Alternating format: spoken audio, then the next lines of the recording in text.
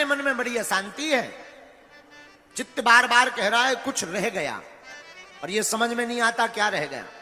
देखो एक बात और यहां पर बढ़िया बता दें, मन को शांत करने के 6 उपाय हैं। क्या उपाय है? बोले 6 उपाय। अच्छा, मन शांत कैसे होगा?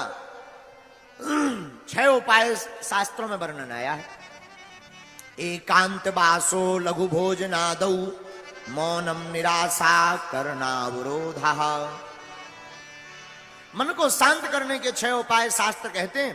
पहला उपाय, एकांत में वास करो, अकेले रहो।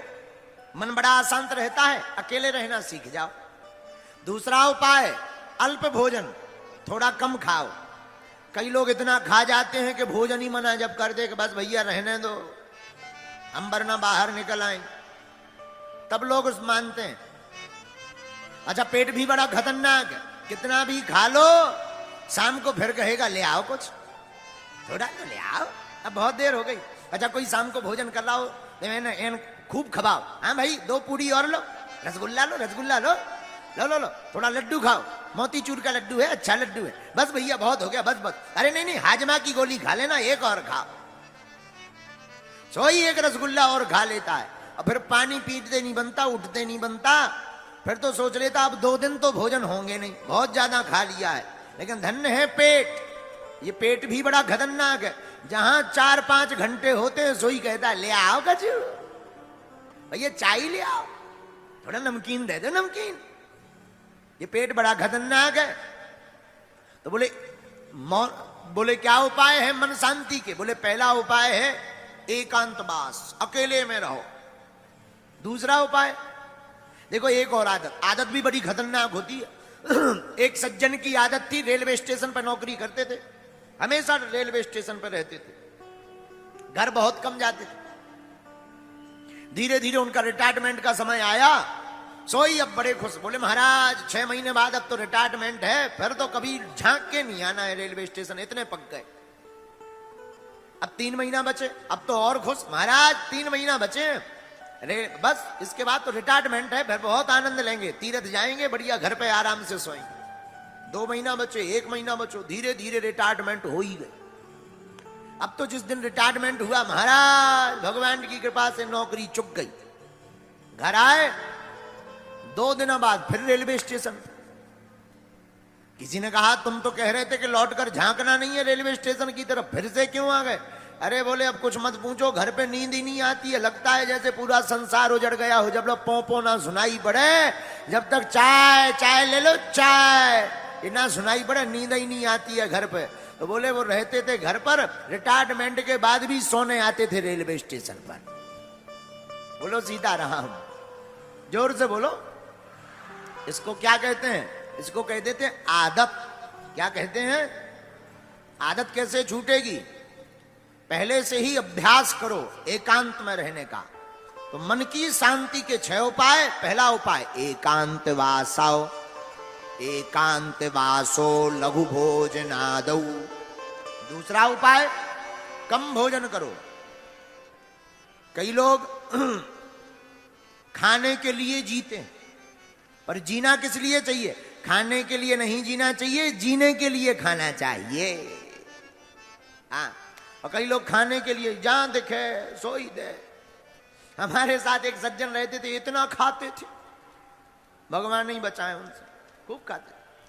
अच्छा, खाना चाहिए ऐसा नहीं है। एक बार तो हम हनुमान जी के लिए लड्डू रखे थे, वे पूरे खा गए। हमने जब ढूंढा, हमने कहा क्यों भाई लड्डू कहां गए? बोले महाराज जी हम तो भंडारा पा गए। हमने कहा भगवान का प्रसाद तो छोड़ देते। बोलो सीताराम। तो लघु भोजनादौ, दूसरा उपाय कम भोजन करो। तीसरा उपाय क्या? मौनम, बहुत कम बोलो। कई लोग होते हैं पटर पटर बोलते ही रहते हैं। देखो, अटपट लीला राम की झटपट समझ न आए, जो मन की खटपट मटे सो चटपट दर्शन हो जाए। है? बहुत कम बोलो, और जो भी बोलो मीठा बोलो। कई लोग बोलते तो बहुत कम है, पर ऐसी वाणी बोलते हैं कि तलवारें निकल आवे, कर्कश वाणी। देखो, रामचरितमानस इसीलिए कहते हैं कि रामायण पढ़ा करो। भारत के हिंदू जिस दिन रामचरितमानस को पढ़ने लगेंगे और 100 करोड़ हिंदुओं में जिस दिन 30 करोड़ हिंदू मस्तक पर तिलक लगाकर रेलवे में, ट्रेन में, बस में नौकरी करने जाने लगेंगे, उसी दिन भारत हिंदू राष्ट्र घोषित हो जाएगा। हाँ। लेकिन बड़ी दुर्दशा है, तिलक लगाने में शर्म आती है। धन्य है किसी को टोपी पहनने में शर्म नहीं आती, लटकाने में शर्म नहीं आती, अपन को तिलक लगाने में शर्म आती है। ये हमारे देश का दुर्भाग्य है। तिलक हमारा सौभाग्य है। विवाहित स्त्री का लक्षण क्या है? अच्छा चलो ऐसे समझो, ऐसे नहीं समझ आए भैया, जरा बेस कम करो। बताओ, जिस स्त्री की शादी हो गई उसकी निशानी क्या है? क्या निशानी है? 2 निशानी, एक मंगलसूत्र और माथे पे सिंदूर। भाई मांग भरी हो तो समझ जाते हैं इस प्लाट की रजिस्ट्री हो चुकी है। हाँ हाँ हाँ हाँ हाँ भाई, ये 2 चीजें हो तो भाई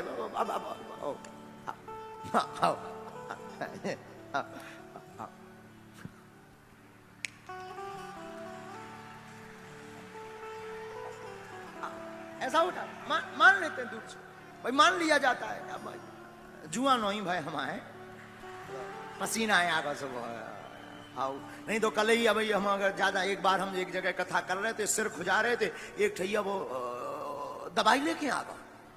गुरुजी आप कथा में सिर खुजाने लगते हो, जुआ हो गया, हम कहीं ठटरी के बारे जुआ नहीं। विवाहित स्त्री का लक्षण क्या है? 2 लक्षण, एक मांग में सिंदूर और गले में मंगलसूत्र, हम लोग समझ जाते हैं, फ्री है। अच्छा, भक्त के लक्षण क्या है? हिंदू के लक्षण क्या है? भक्त के भी 2 लक्षण हैं।